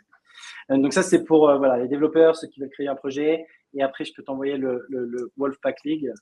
Le Wolfpack League, voilà. Ça, c'est le programme dont on parlait pour tous les créateurs de contenu. Voilà, tous les créateurs de contenu, les gens qui travaillent dans le community management, ce genre de choses. Ok, donc plein de choses. Hein. Donc c'est assez attrayant quand même. Hein. C'est le but, je pense. Je pense qu'il y a beaucoup à faire. Je pense qu'il y a beaucoup à faire et on met en place les moyens pour que les gens puissent s'éclater. Je trouve ça vraiment intéressant parce que j'arrête pas de le répéter parce que généralement la première motivation entre guillemets quand on arrive dans cet écosystème c'est l'argent et le premier truc où les gens se jettent, tu sais, c'est trading, etc. Alors que vraiment, dans cet écosystème, tu peux vraiment trouver ton edge partout. Tu es un excellent marketeur, voilà. Tu es un excellent trader, pourquoi pas. Et même si tu es un geek, tu es un développeur, tu préfères développer, par exemple, c'est ça ton domaine de… Vraiment, pour tous les profils, tu peux trouver quelque chose à faire dans cet écosystème et trouver ton compte d'un point de vue plaisir et aussi financier qui est important. Donc, toujours, je le souligne, il n'y a pas que le trading dans la vie, il y a plein de choses. Et en l'occurrence, ces 3 ressources, et même chez Starknet, ça peut être intéressant. Et l'aspect aussi moi, c'est quelque chose qui m'intéresse et je vais me pencher dessus. L'aspect où, comme tu as dit, il n'y a pas de concurrence chez Starknet. Ça veut dire que si tu as une idée, si tu as quelque chose qui peut être intéressant, tu peux peut-être te lancer. Et juste pour rebondir, une petite question. Imagine quelqu'un qui va apprendre le Cairo pour venir développer son idée sur Starknet. Est-ce qu'il y a une ressource, je sais pas, un guide bootcamps, 101 alors, peut-être tu as les liens, je sais pas. je vais envoyer ça. Donc, tu as le Cairo Book déjà. Attends, je t'envoie ça. Ah, c'est le guidebook là? C'est un book pour apprendre le langage de A à Z.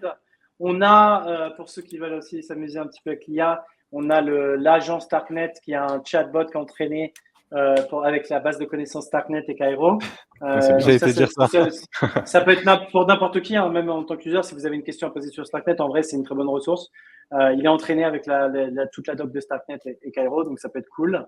Et sinon, il y a le programme Basecamp de la formation, qui est un programme de 4 semaines, qui est un programme intensif dans lequel vous pouvez apprendre Cairo vraiment de A à Z, quoi. Ouais, donc ça peut être intéressant.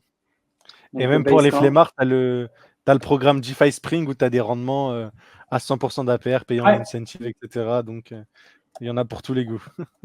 Effectivement, ouais. C'est vrai qu'il y a le programme DeFi Spring avec beaucoup d'incentives sur tous les projets DeFi. C'est vrai qu'il y a des rendements qui sont assez intéressants. Ouais.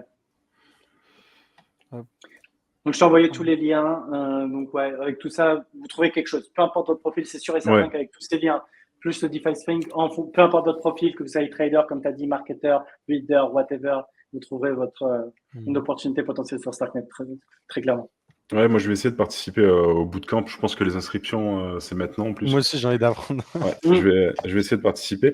Et qu'est-ce que tu en penses? Donc du coup, vous avez fait un agent. Donc couplé avec Cursor ou VS Code, on peut faire quelque chose limite. Exactement. Ouais, complètement. Ouais, là, ça commence à devenir intéressant. On va encore l'améliorer, etc. Parce que le langage, il bouge encore, etc. Donc, il faut qu'on le mette à jour régulièrement. Mais ça va rendre la friction de moins en moins grande. Ça va être de plus en plus possible de pouvoir développer en Cairo, même pour quelqu'un qui vient de Solidity ou n'importe quoi. Ou même quelqu'un qui commence à développer avec Cairo. Ça, à terme, c'est ce qu'on aimerait bien, que quelqu'un n'ait jamais fait de dev, il apprend à développer directement en Cairo. J'ai peut-être une question de con, mais c'est. Il n'y a pas de question.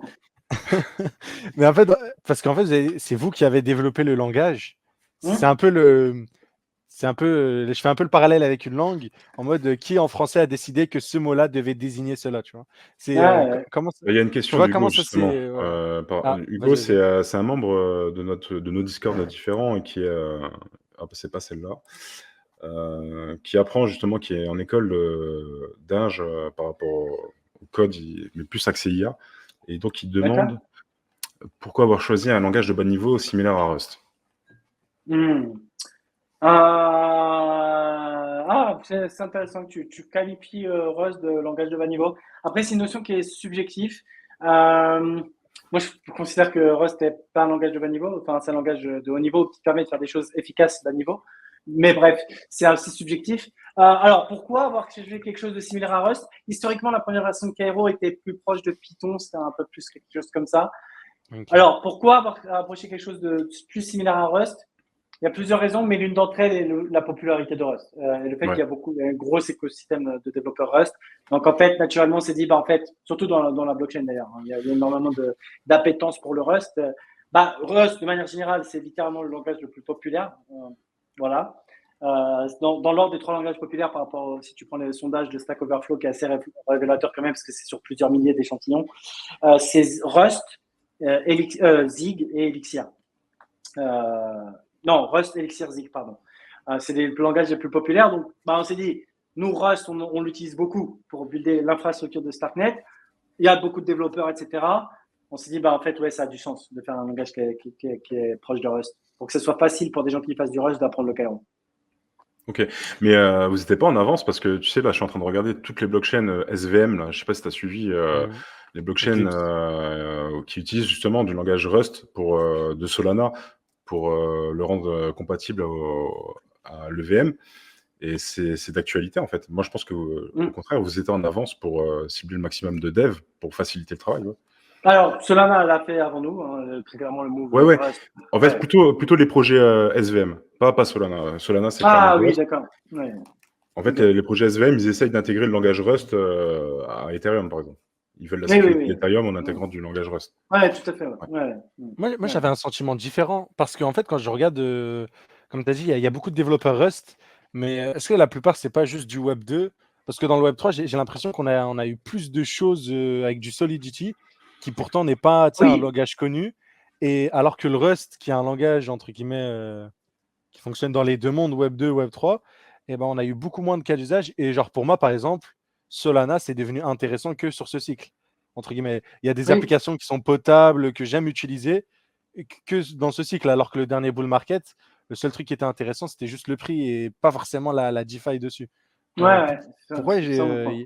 même s'il y a plus de devs, pourquoi j'ai l'impression que ça se voit pas au niveau des Non, cas non. d'usage en fait. Effectivement, ça se voit pas, mais en fait, la réponse est très simple, je pense. Hein, c'est juste le network effect de l'EVM. C'est-à-dire que toute la DeFi s'est buildée en Solidity à l'EVM avant qu'elle ait. Donc, en fait, c'est juste ça prend du temps pour catch up. Et nous, Ah, on ok, le voit très ok. bien. Hein. C'est aussi pareil pour nous. Hein. Quand tu n'es pas EVM, en fait, tout prend plus de temps. C'est pour ça que tu as dit, il y a un délai entre, bah, comme tu as dit, hein, Solana, ça devient intéressant maintenant. Il a fallu 3 ans de Mhm. construction de leur écosystème, etc. Donc, il y a une latence qui est due à ça. Et que le fait que, bah, malheureusement, entre guillemets, le network effect de l'EVM est tellement fort qu'il y a tous les devs Web3, ils ont développé des applications en Solidity. Maintenant, ce qui est intéressant, c'est que les infrastructures de toutes les blockchains sont majoritairement développées en Rust. Tu vois, donc les full Mhm. nodes, les clients, tout ça, la majorité d'entre eux est développée en Rust. Mais c'est vrai que c'est pas la même chose. Hein. Il y a des développeurs de l'infrastructure du protocole en tant que tel, et après des développeurs d'applications. Mais si tu peux harmoniser les deux, mais après, bon, même c'est vrai que voilà, même si tu as le même langage sur tes smart contracts et ton infra, en général, il y a pas c'est deux mondes différents. Les devs d'infra, ils vont rarement développer des applications et vice versa. Ok. Ouais.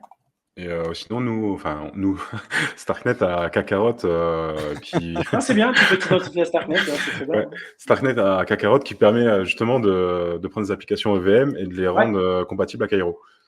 tout à fait. Ouais, exactement, c'est l'idée de Kakarot. Bah, tout à l'heure, je parlais justement de l'équipe exploration et des projets d'exploration. Kakarot, c'était littéralement le premier projet d'exploration qu'on avait démarré. Et donc, ouais, l'idée, c'est ça, c'est que ils ont pris Cairo, ils se sont dit, bah, avec Cairo, on peut tout faire, bah, notamment, on peut faire une EVM. Et du coup, si tu fais une EVM en Cairo, ça devient une ZK-EVM. Donc, au même titre que les scrolls, Linea, tout ça. Et du coup, ça peut effectivement amener la compatibilité EVM sur Starknet qui va être Et intéressant. ça Donc là, marche à l'heure actuelle? ça marche en testnet. Donc là, Ah, en c'est testnet, déployé pardon. sur Sepolia. Kakarot est déployé sur Sepolia. Donc ça permet aux gens de s'amuser à déployer des contrats Solidity sur Starknet. Donc c'est cool. Ouais, Ouais. il y avait pas mal de dApps qui sont déployés en testnet là. Ouais. Donc Je suis, intéressant de voir l'impact que ça aura quand ça arrivera sur la c'est vrai que ça peut être intéressant parce que ça peut ramener des projets nous qui sont EVM et qui voudraient se développer sur Starknet mais qui n'ont pas forcément la bonne ou des moyens pour recruter, de recruter des développeurs Cairo, etc. Donc, on verra si ça n'a pas. Qu'est-ce que je pense de Move? Oui, Move, très clairement, on adore Move d'ailleurs. Pour la petite histoire, il y a des choses dans Cairo dans lesquelles on s'inspire de Move, notamment le linear typing. Bon, je pense que ça va parler qu'à Hugo, mais vu que c'est lui qui pose la question, je peux lui dire. Donc, ouais, Move, j'aime beaucoup. Et encore une fois, j'aime beaucoup l'approche des gens qui innovent et qui essaient pas juste de faire des vulgaires copy-pasta de ce qui existe. Donc, ouais, Move, très, très cool. De Donc manière pour générale, il y a toi, énormément de recherches intéressantes et d'innovations qui est venue de l'ancienne team Facebook Libra, qui a ok. derrière donné beaucoup d'innovations sur les consensus, débats avec Aptos, Sui et compagnie. J'aime pas ces projets en tant que L1 parce que je crois plus à la promesse des Altair One parce qu'ils sont capturés, etc. par des VC, mais sur leur tech, ils adorent. Ouais. Ok. Ok. On a une question juste derrière, on va quand même la poser, mais je pense que tout ce qu'on a dit Ouais, auparavant, c'est un peu la réponse à ta question. Vraie question, alors, c'est quoi le plan pour que les users reviennent sur la chaîne? Donc, je pense qu'on a répondu avant, hein. Il y a beaucoup de choses, beaucoup de news. Ouais, voilà, il y a tous ces éléments, mais à cette ouais, question, peut-être qu'il y a un plan je vais faire particulier, mon quoi. politicien, mais je vais répondre à cette question avec une autre question. Ces gens qui sont partis, pourquoi ils étaient là à la base? Et en fait, la question qui découle de ça, est-ce qu'on veut particulièrement les faire revenir? En gros, c'est pas pour faire des jugements, etc. Mais en fait, nous, moi, mon espoir, c'est qu'en fait, il y a la promesse de valeur de Starknet soit tellement évidente, etc., que Starknet va être tellement efficace, etc. On va voir émerger tout un lot d'applications, d'innovations, etc., qui vont ramener des utilisateurs. Entre guillemets, c'est pas notre job de ramener ces utilisateurs-là, mais je caricature parce que c'est un peu plus complexe que ça dans la vraie vie. Effectivement, nous, on veut mettre en place un écosystème florissant, on va mettre dans de bonnes conditions les builders sur notre écosystème. Mais in fine, ce qui va ramener les gens, on l'espère, ce sera des cas d'application meaningful qui ont du sens, des trucs, des innovations qui n'existent pas ailleurs ou des choses qui sont meilleures sur Starknet, etc. Donc voilà. Mais après, voilà, donner une réponse un peu plus concrète, tangible, c'est un peu tout ce qu'on a dit. Toutes les innovations qu'on fait, les améliorations sur le protocole, mais au-delà de ça, évidemment, oui, il y a aussi toute une partie où on doit s'améliorer sur le marketing, la communication, etc. C'est pas mes sujets de prédilection, mais oui, je veux pas faire l'autruche. Bien sûr que ce sont des sujets importants et on a, entre guillemets, fait l'erreur c'est pas une erreur parce qu'on le savait probablement, mais de penser qu'il y a que la tech qui compte et que tout est rationnel, etc. Mais c'est pas le cas, évidemment. Mais c'est pas que Starknet, hein. C'est tout l'écosystème. Hein. On fait que de l'infra. Là, tous les projets qui sortent, c'est que de l'infrastructure et on se rend compte qu'on a des layers 2, mais maintenant, ce qui nous manque, c'est aussi le côté, comme tu as dit, protocole. Ouais.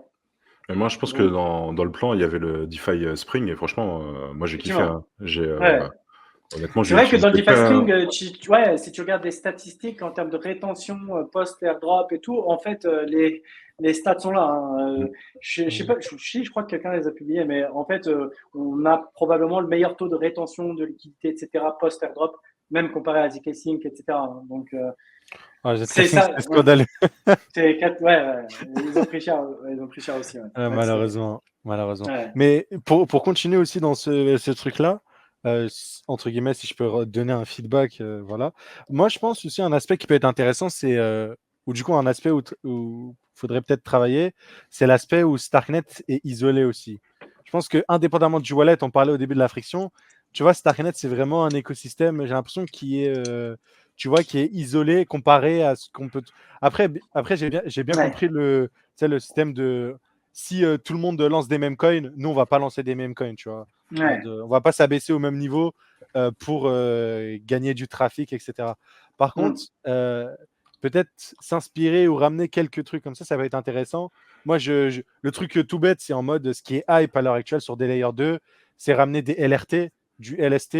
Donc là, il y a Lido, mais peut-être tout ce qui est Etherfi, tout ce qui est tendance. Je sais que ça plaît beaucoup. Pareil pour les trucs comme Ethena. Après, est-ce qu'ils ont décidé de build ou non, c'est leur choix aussi. Mais tu vois, s'il y a des incentives à ces projets de venir et développer tout ce qui est hype, hein, yield bearing stablecoin, LST, LRT, je pense à quoi d'autre franchement, moi, c'est les deux trucs qui ont drivé aussi beaucoup de liquidité, je pense, sur beaucoup d'écosystèmes. Ouais, tout à fait. Ça, nous, ça avance sur les sujets LRT, LST. Okay. Ça avance. Ouais, ça avance bien.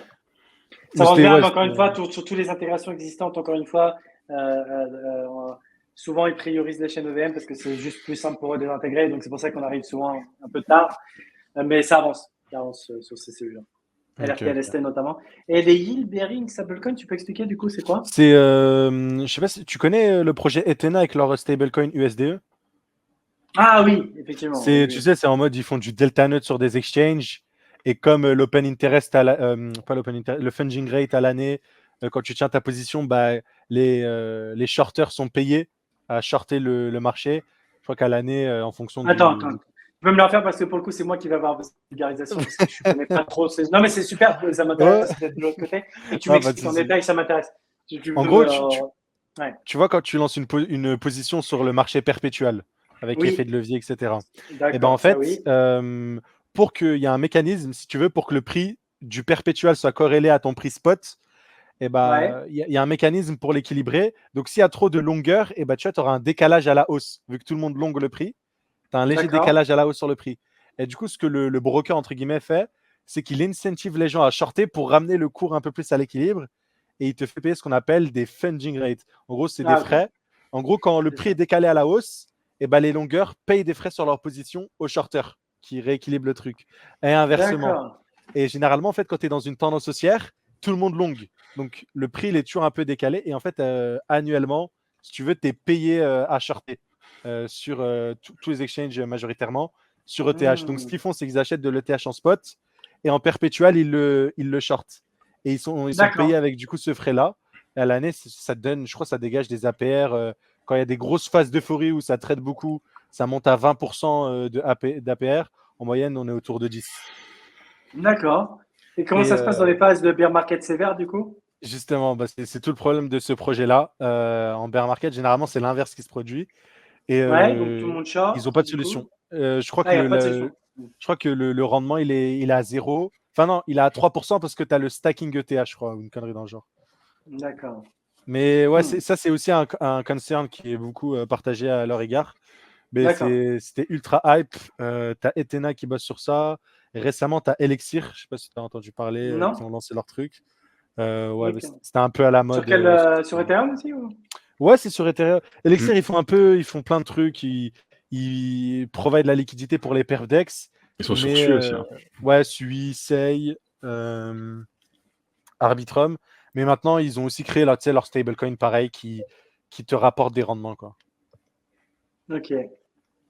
Ouais. Mais voilà, en gros, si tu veux, c'était un sujet tendance. Et là, je t'ai parlé d'Ethena, c'est un mécanisme. Tu en as d'autres aussi, tu sais, tu as les stablecoins backés par des bons du trésor, où tu as le yield de 5,5%. Je pense à Undo Finance. En gros, ton stablecoin, plus t'en passes, plus il monte, quoi. T'as Usual aussi, le projet de Hadley. Usual, exactement. Ok, très cool. Ouais, t'en as plein de trucs comme ça. Ok. Pour revenir à la question que tu avais posée tout à l'heure, Hunter, du coup, j'ai la réponse pour le VSTRK. Dans la première phase, le VSTRK va rester et le staking ne va pas être compté comme du voting power. Donc, pour l'instant, dans la phase 1, le VSTRK, c'est lui qui prime pour les votes de gouvernance. D'accord, ok. Merci. Plus tard, ça peut changer. C'est pas encore clair comment, mais du coup, c'était une très bonne question. Parce que j'ai posé une question à un de mes collègues, il m'a dit, oh putain, mais bonne question, en fait, je sais pas. Du coup, il m'a remis quelqu'un qui travaille sur la partie staking, etc. Et du coup, ils m'ont dit ça. Mais du coup, très bonne question. Bien vu. T'es vif. Ça marche, si ça peut aider, c'est cool. Le gars est vif. Je sais pas si tu as déjà doxé tes origines, mais ça me surprend de par tes origines que tu sois si vif, mais... C'est pas cool, ça. Ah, attention, je vais sortir le végétal. Ouais, grave. Bon, c'est bon, tu viens de doxer tes origines. Ouais, mais bon, après, c'est pas très grave. Moi, pour ceux qui me connaissent, je suis doxé en IRL. Hein. Vous pouvez me voir au meet-up. Ah, d'accord. Il n'y a aucun problème. Je dis ça, mais moi, je te connais même pas. Enfin, tu t'es pas doxé auprès de moi. Donc, en fait, d'ailleurs, oui, je le prends mal, d'ailleurs. Je prends mal en termes d'instaurer de relations de confiance, etc. Moi, surtout qu'on a. Quand tu viens avec une vieille tête de paresseux ou je sais pas c'est quoi, si c'est un paresseux. C'est un paresseux, c'est un Célestine.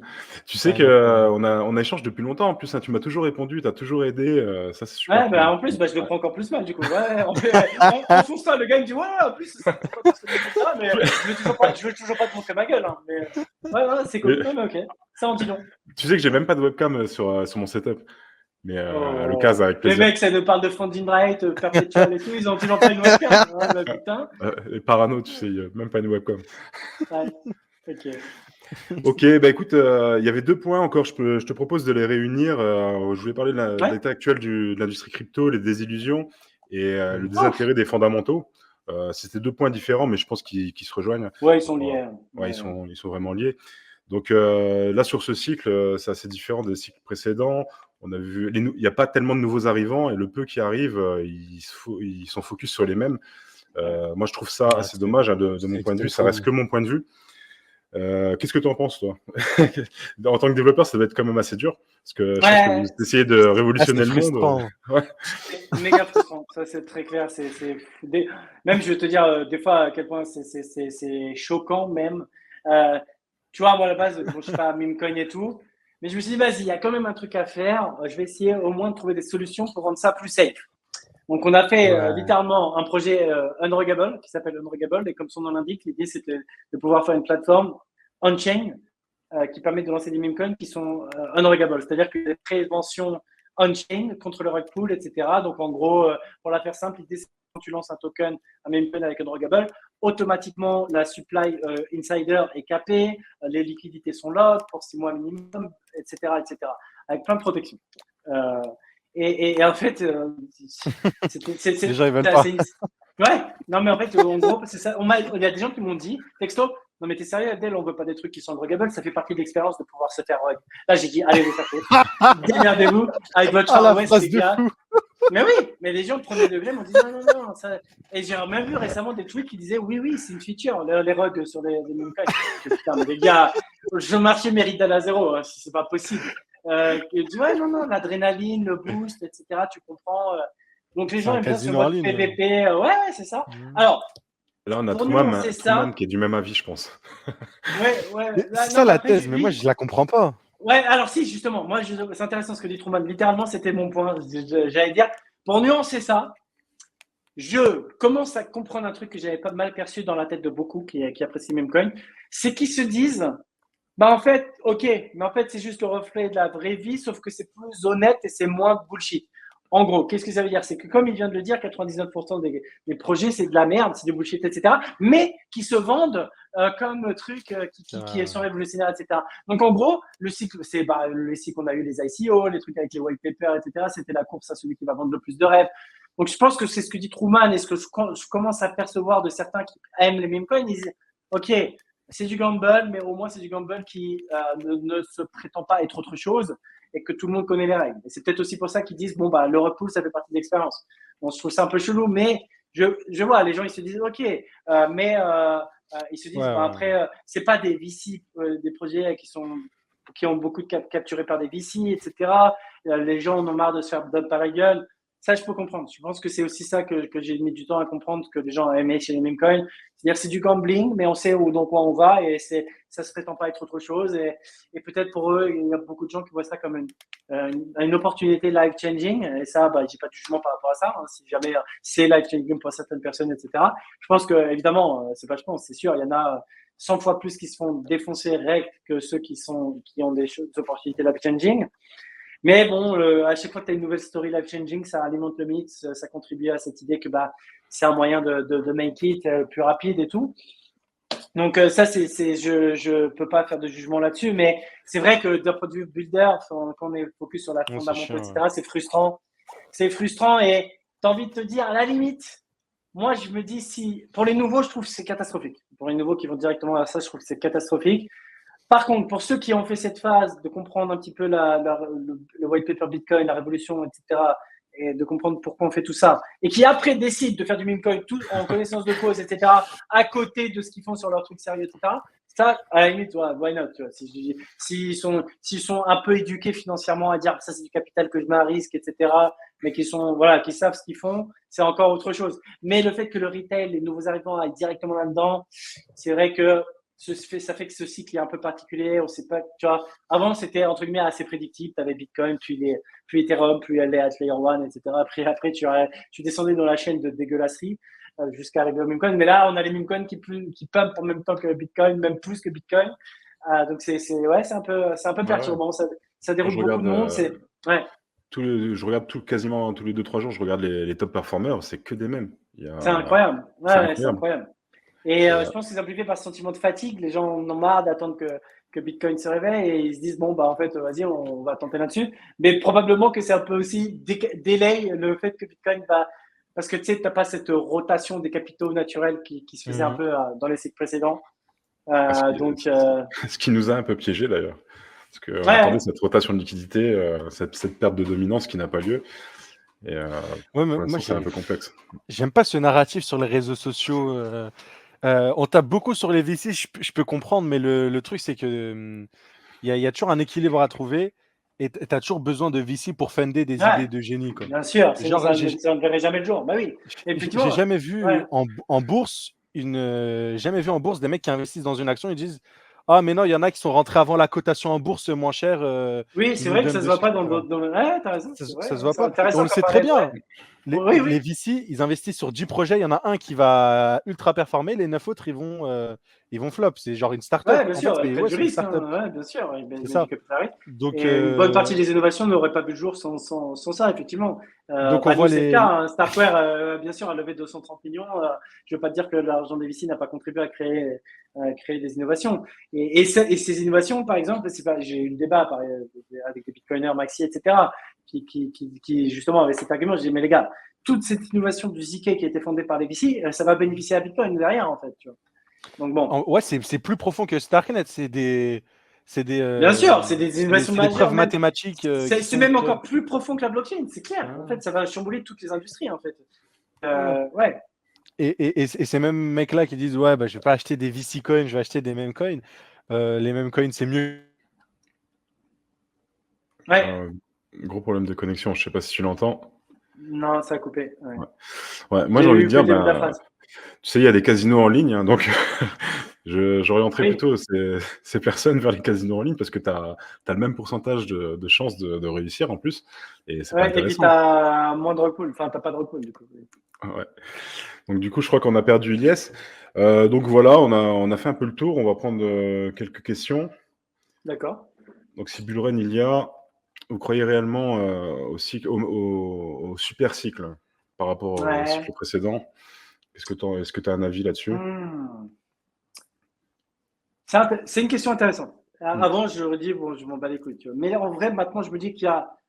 En fait, j'ai pas envie de faire l'autruche et de ne pas essayer de comprendre ce phénomène. Parce que le phénomène existe. Des gens qui pensent ça, etc. Donc, il y a plusieurs façons de voir les choses. Soit tu dis, bon, moi, je m'en bats les couilles de ce truc-là, je ne crois pas, et donc tu fais comme si ça n'existait pas. Soit tu essayes de comprendre ce phénomène sociétal, etc.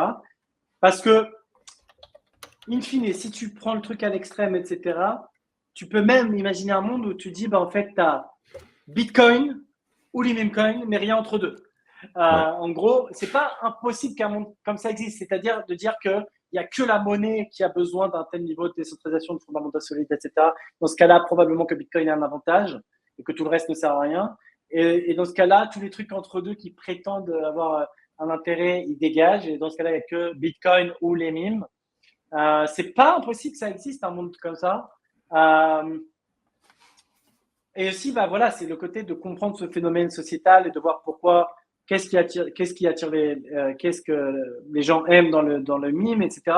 Pourquoi ça les détourne entre guillemets des fondamentaux. Comment on peut peut-être changer la façon dont on aborde les fondamentaux pour que ces gens-là ils ne passent pas à côté de la vraie révolution quand même. Mais ouais, c'est un phénomène qui est intéressant. Je ne sais pas si j'y crois. Je me dis qu'il y a je peux voir un monde, je peux concevoir dans ma tête un monde dans lequel il n'y a que Bitcoin et les mimes et rien entre deux. Ok. Excusez-moi, j'ai un petit peu bugué. Moi, pour donner mon avis, je pense que ça va être assez complexe parce qu'il y a beaucoup plus de blockchain hein, que le dernier cycle. Il y a beaucoup plus d'applications, beaucoup plus de tokens. Je ne sais plus par rapport au dernier cycle, je crois qu'on a doublé hein, quasiment, hein, si je ne dis pas de bêtises. Et donc ça sera pas aussi simple de faire des gros multiples et de partir en super cycle. Mais je pense que ça sera de plus en plus vrai, que Bitcoin sera vraiment ça a toujours été le métronome. Mais là, à mon avis, ça sera de plus en plus vrai. Et je pense qu'on aura tous tendance à devenir Bitcoin maxi dans le futur aussi. Ouais. Moi, tu vois, moi j'ai une vision différente. Pour moi, vraiment, hein, dans les années à suivre, Bitcoin va perdre des places. Pas dans le classement, mais dans le sens, l'innovation va prendre de la place face à Bitcoin. On le voit, genre à 1200 milliards de market cap, entre guillemets, on peut pousser aussi haut que tu veux. À un moment, en fait, le plafond sur Bitcoin, il est bientôt arrivé. Ça va être vraiment rythme de croisière, entre guillemets. Alors que là, sur les altcoins, c'est risqué, etc. Mais là, il y a beaucoup plus d'upside. Et pour moi, plus le temps va passer, et plus on va récupérer des parts de marché, plus on va avancer, entre guillemets, dans l'innovation, tu vois, comparé à Bitcoin. Mais après, tu vois, si tu veux te construire un vrai patrimoine que tu veux même léguer à tes enfants ou autres, je pense que la réserve de valeur de Bitcoin sera de plus en plus... Oui, ouais, parce que rien que si tu compares au gold, on a encore un x20, si tu compares au market cap du gold. Rien que ça. Si on considère, si on adhère à la thèse de Bitcoin est supérieur à l'or, ce que je pense, il est supérieur à tous les niveaux sur l'or, why not, tu vois, déjà, on sait que 20 trillions, c'est atteignable pour moi. Hein. Ouais, donc, mais attention, parce qu'il faut qu'il soit aussi liquide que l'or. Et on est très loin d'être sur un actif aussi reconnu et aussi facilement, du coup, échangeable, du coup, liquide par conséquence que l'or. Ouais, mais justement, en fait, le truc, c'est que plus il monte, plus il a de chances d'être aussi liquide que l'or aussi, tu vois, c'est la voie de conséquence.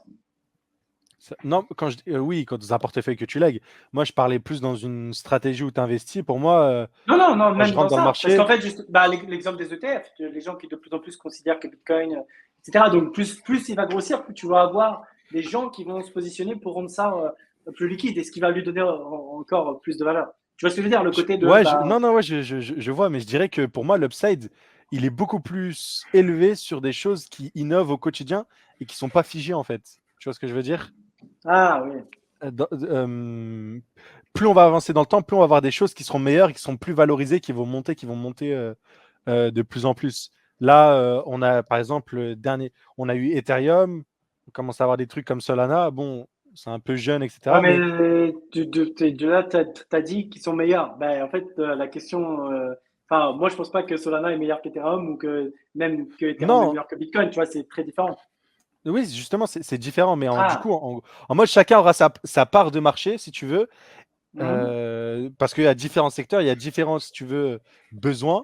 Ok, dans une économie globale, on n'a pas, si on fait le parallèle, tu sais, avec l'économie mondiale, on n'a pas besoin que de Bitcoin, si tu veux, ou que de l'or. On a besoin de plusieurs instances. Ok. Et pour moi, la part entre guillemets que représente dans l'économie l'or, ou du coup là on fait le parallèle Bitcoin. Je pense que sa part, elle est. Il y a Ouais, encore mais des la choses à différence, venir parce que chercher, mais tu vois, l'or, il a que cette fonction de store of value. Bitcoin, il a ça, mais plus aussi en monnaie, en fait, en moyen de paiement, etc. Donc, c'est très différent parce qu'en fait, dans un monde où Bitcoin sera adopté à l'échelle mondiale, etc., tu peux avoir toute l'économie qui tourne autour de Bitcoin, tu vois, littéralement. Et après, c'est pour ça que je dis qu'il y a possiblement un monde dans lequel où tu n'as que Bitcoin et les Bitcoin, parce que tout l'entre-deux, en fait, il faut juste trouver, là, le seul PMF aujourd'hui, réel, validé, sûr de la crypto, c'est le paiement et le store value. Et c'est sur ces deux fonctions-là, Bitcoin, il est probablement le mieux placé pour ça. mais Donc après, la question, c'est est-ce qu'il y a d'autres cas d'application, de cas d'usage qui nécessitent un tel niveau de sécurité et de décentralisation? Et si la réponse à cette question est non, dans ce cas-là, tu peux dire que tout ce qui est entre le MIM et ok. Bitcoin ne sert à rien. Ouais, C'est je suis ça, en d'accord. fait, la thèse. Oui, oui. Oh, oui, oui, oui. Mais pour moi, la réponse est oui, du coup. Parce que Ouais, voilà. Alors, après, alors pourquoi? Tu as des exemples en tête où c'est oui, clair et net pour toi? comme quoi on a besoin Ouais, d'une solution le truc sécurisée, entre deux. décentralisée. Pour moi, Ouais, aussi, ouais. pour moi, on a besoin d'un truc comme Ethereum. Je parle surtout de DeFi. Pour moi, on a vraiment besoin d'une partie DeFi. Peut-être pas celle qu'on connaît T'as un aujourd'hui, exemple, ouais, voilà, t'as un exemple concret d'aujourd'hui, tu dis, mais ouais, c'est obligatoirement un tel niveau de. Moi, le seul qui se rapprocherait de ça, c'est Aave. Genre lending, etc. C'est le seul qui se prêter, rapprocherait de ce truc. emprunter. Ouais. Après, là, si on parle plus d'un point de vue investissement et qu'on oublie le truc décentralisation, tout ce qui est autour des stablecoins, pour moi, genre échanger du dollar, de l'euro, de l'envoyer à travers le globe en quelques secondes. Tu vois, par exemple, ce que Base développe avec des circles, enfin, aux États-Unis, tout ce qu'ils font, des circles, des Base, etc. Toute cette Ouais, infra, mais encore une fois, si tu te projettes dans un monde où Bitcoin est adopté à l'échelle mondiale, bah, tout est dénominé en Bitcoin. Donc ça, tu n'as plus besoin. Donc tu peux déjà faire les cross-paiements, ce border, tu vois ce que je veux dire ou ouais, pas? oui, si tout est dénominé en Mets-toi dans Bitcoin. ta tête, ouais, mais mets-toi dans ce scénario-là. Est-ce que dans un scénario où Mais Bitcoin on est pourra reconnu jamais à arriver l'échelle dans un mondiale, scénario comme ça. pourquoi? Si tu as des puissances mondiales comme les États-Unis, comme des Chinois, etc., ils vont toujours prôner leur monnaie à eux. Je vois vraiment Ouais, mais pas un justement, leader d'un pays adopter Bitcoin, tu vois. Je vois plus là, un l'enjeu de peuple. cette élection politique, justement, aux US, littéralement l'exemple de que ça peut arriver, et plus vite qu'on ne Bah le non, croit. Trump, Trump il est pro-Bitcoin, entre guillemets. Ça lui récupère des voix, il y voit une vision. Mais le but à Trump aussi, c'est de faire grandir l'hégémonie du dollar. Le but de Trump, Oui, c'est que sa monnaie elle soit reconnue, qu'il non, mais puisse le en dire imprimer encore d'avoir plus. Bitcoin en réserve stratégique, c'est un Voilà. premier pied à l'étrier. Mais en fait, le problème, Ouais. c'est que, en fait, c'est une course, tu vois. Au début, ils essayaient de stopper, etc. Petit à petit, ils se rendent compte qu'ils ne peuvent pas stopper. OK, le next step, c'est d'essayer de le phagocyter. Là, on est dans ce step-là. Mais le problème, c'est que ce step-là, il peut accélérer leur chute, entre guillemets. C'est-à-dire que, OK, admettons ils le fassent. Ça se trouve, c'est des bullshit, c'est des paroles en l'air. Mais admettons, les États-Unis adoptent Bitcoin en réserve stratégique. Là, l'effet domino, à l'échelle mondiale, il peut partir très vite, si tu veux. Alors, justement, parce que avec la géopolitique, les guerres des grandes puissances, etc., la Russie, la Chine, etc., tout le monde, et après, ça peut trigger un effet domino qui va renforcer encore plus la proposition de valeur de Bitcoin, etc. Et petit à petit, ils vont, entre guillemets, se tirer une balle dans le pied, ils vont le rendre tellement obvious et instoppable, etc., qu'en fait, ils n'auront plus le choix, si tu veux. Je ne sais pas si tu vois ce que je veux dire. Moi, un Ouais, scénario dans ouais, lequel ouais. c'est adopté à l'échelle mondiale et tout, je pense qu'il existe. Ouais, Bien c'est un sûr, scénario de la probabilité maximaliste, quoi. reste faible. La probabilité reste encore faible aujourd'hui et il y a encore beaucoup d'étapes à y arriver. Mais pour moi, il existe ce monde-là. Et si Ouais. on arrivait, si tu Bah, mets dans ce à l'heure postulat-là, actuelle, est-ce que tu... ouais. genre, pardon, excuse-moi, je n'ai pas écouté. Si tu te mets dans ce postulat-là, maintenant je te repose la question de est-ce qu'il y a un autre truc qui nécessite un tel niveau de décentralisation et de sécurité qui n'est pas le paiement ou le store of value? En fait, j'ai le blocage parce que j'arrive pas à voir par-dessus. Ouais, mais mets-toi ce postulat dans sa tête. Ah, Après, ok. on peut réfléchir sur la probabilité que ça arrive, mais voilà, c'est deux questions différentes. Du coup, si on a Bitcoin qui remplit ces deux cas d'usage, est-ce qu'on a besoin d'autre chose? Ouais, donc Avec la Bitcoin fiat remplace le fiat et le gold. Voilà. Ok. Maintenant, je suis obligé, je dois trouver un truc qui me nécessite sécurité et décentralisation. Hors de ces deux cas d'usage. Hors de ces trucs-là qui ne peut pas se faire sur Bitcoin aussi. Hein. Attention, précision. Et est-ce que quand tu dis que ça remplace la monnaie, c'est que directement sur Bitcoin, Dans on la vie peut tous les prêter, jours, tu peux emprunter de aller l'argent, payer. tu peux faire des prêts et des emprunts? Ça, c'est des cas d'usage de DeFi, tu vois. C'est des cas d'usage du DeFi qui sont aujourd'hui pas possibles directement sur Bitcoin, sur le L1, mais qui seraient possibles sur L2. Donc en fait, comme sur Ethereum, tu vois. Donc là, tu pars du constat qu'il y aura aussi des L2 sur Bitcoin. Oui. Bah après, si tu as tous les bons trucs des autres qui arrivent sur Bitcoin, t'as plus besoin du reste. Derrière, t'as plus besoin du reste. C'est pour ça que je te dis qu'il y a un monde dans lequel il y a que Bitcoin et les mêmes. Mais pour moi, Bitcoin n'a pas l'infrastructure pour atteindre ce que d'autres sont spécialistes dans. Bah, donnez-nous Opcat et il l'a. En fait, c'est ça. Non, mais c'est vrai. Non, mais tu vois, on n'est pas loin de ce qu'il est. C'est pour ça que c'est intéressant. Genre avec Opcat, ça atteint des niveaux avec Ethereum en termes de cas d'usage. Bah, bien sûr. Si on a demain, on peut avoir Starknet qui tourne sur Bitcoin. En fait, donc tu peux. Ouais. Et en fait, c'est ça le piège. Le piège dans l'Ethereum, c'est qu'il est littéralement morcelé entre les deux. C'est pour ça qu'on est dans une crise existentielle sur Ethereum, parce que tu as Solana qui fait plus de etc. Donc il peut aller beaucoup plus vite, etc. Et qui prend toutes les parts de marché parce que tous les nouveaux, ils arrivent, ils vont sur Solana. Ça pose problème aussi là. Est-ce que tu veux que ta monnaie, ta réserve de valeur, on lui rajoute des bidules en mode Opcat par-dessus? Tu vois ou pas? Est-ce que ça le dénature pas de ce qu'il est et ça met pas à risque son. Tu vois ce que je veux dire? C'est une question verte. C'est une partie de l'argumentaire qui est contre Opcat. Il y a certains qui pensent ça, que ça pourrait nuire à ses fonctions en ramenant d'autres use cases. C'est une vraie question. J'ai vu un bon article sur The Big Well où vous explique, enfin, que la fondation Starknet explique que vous prendrez pas de risque. Si vous estimez qu'il y a un risque par rapport au L2 sur Bitcoin. Ouais, alors c'est moi qui l'ai dit, c'est pas la fondation. Ok. J'aurais dû préciser. Ça, c'est ça le problème des interviews un peu en mode journaliste, etc. C'est que non, ouais. Non, mais je l'ai lu rapidement après. Ouais. C'est pas faux, mais quand tu lis, c'est pas clair que si c'est un truc qui est officiel ou si c'était moi. Et là, pour le coup, c'était moi qui ai dit ça. Mais oui. Ouais, après, faut partir du constat que ça. Si tu pars du constat que ça va être parfait, ça va marcher du premier coup et ça va remplir tous les cas d'usage des autres, oui. Mais du coup, moi, j'y crois pas. Je pense qu'on va débattre longtemps et je vous propose de passer sur les quelques questions qu'on a dans le chat. Donc, on avait Hugo qui nous posait une question, il faut juste que je la retrouve par rapport à l'emploi. Le marché de l'emploi côté Web3 en ce moment, qu'est-ce que ça donne? Est-ce que tu as des Il prend cher. Ouais. Globalement, ouais, il prend cher. En fait, moi, j'ai vu un truc, je crois que c'est toi qui le disais, les projets, enfin les blockchains ou les projets qui vivent de leurs tokens ont pris cher. Je pense notamment à Polygon. Les Polygon ouais, voilà. C'est Casync aussi, ils ont dû virer 16% de leur staff et compagnie. Ouais. Donc il y a ça.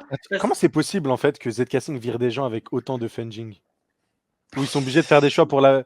Parce que là, ils ont quand même un demi-milliard dans les poches. J'aimerais pouvoir répondre à cette question, mais. C'est top secret. Non, c'est pas que c'est top secret, mais je peux pas le faire sans les démonter salement. Et sachant que je représente un compétiteur, c'est un peu. Mais oui, j'aimerais pouvoir répondre à cette question parce que oui, c'est what the fuck en gros. C'est what the fuck. Moi, j'ai vraiment, c'est même une vraie interrogation. Je vois tous les funding des boîtes Web3.